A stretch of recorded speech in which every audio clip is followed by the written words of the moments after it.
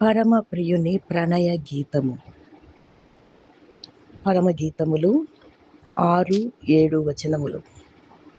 ధూమ స్తంభము వలె అరణ్య మార్గముగా వచ్చు ఇది ఏమి?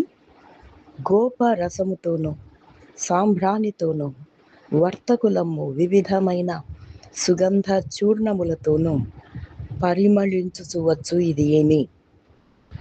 ఇదిగో సొలొమోను పల్లకి వచ్చుచున్నది. 600 మంది శూరులు దానికి పరివారం.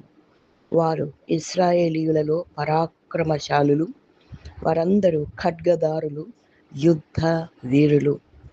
ఉదయకాల సమయములో సొలొమోను పల్లకి అనగా ప్రభు యొక్క సువార్త, ప్రభు రాకడను గురించిన వర్తమానమును తీసుకొని వచ్చేటటువంటి సొలొమోను పల్లకిని మనకు జ్ఞాపకం చేస్తూ ఉన్నది వాక్యము.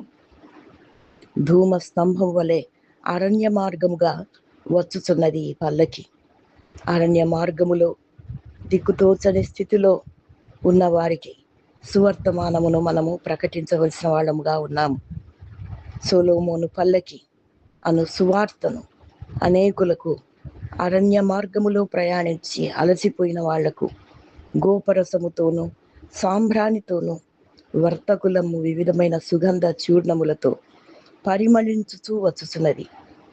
నీవు ప్రకటించు సువార్త, నీ జీవితం అనే సువార్త పత్రిక, నీ ప్రవర్తన, నీ నడవడి అనున్నటువంటి సువార్త, ప్రభువును గురించినటువంటి నీ జీవితం ఒక సువార్త పత్రిక వలె పరిమళమును వెదజల్లుతూ అరణ్య మార్గము గుండా ప్రయాణించే అనేకులకు దీనిని వెదజల్లుతూ గోపరసం అనే, సాంబ్రాణి అనే వివిధమైన సుగంధ చూర్ణములతో కూడినటువంటి పరిమళమును మనము వెదజల్లవలసిన వాళ్ళము.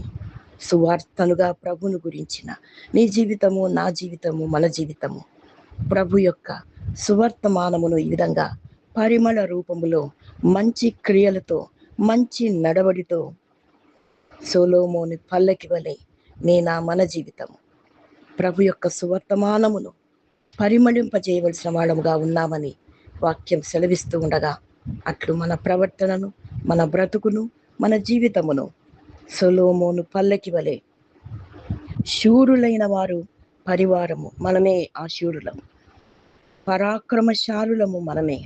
అట్లు ప్రభు యొక్క సొలొమోను పల్లకి అనే సువర్తమానమును లోకంలో అనేకులకు పరిమళింపజేయచ్చు చాటుదుము గాక. దైవాశీస్సులు. ఆమేన్.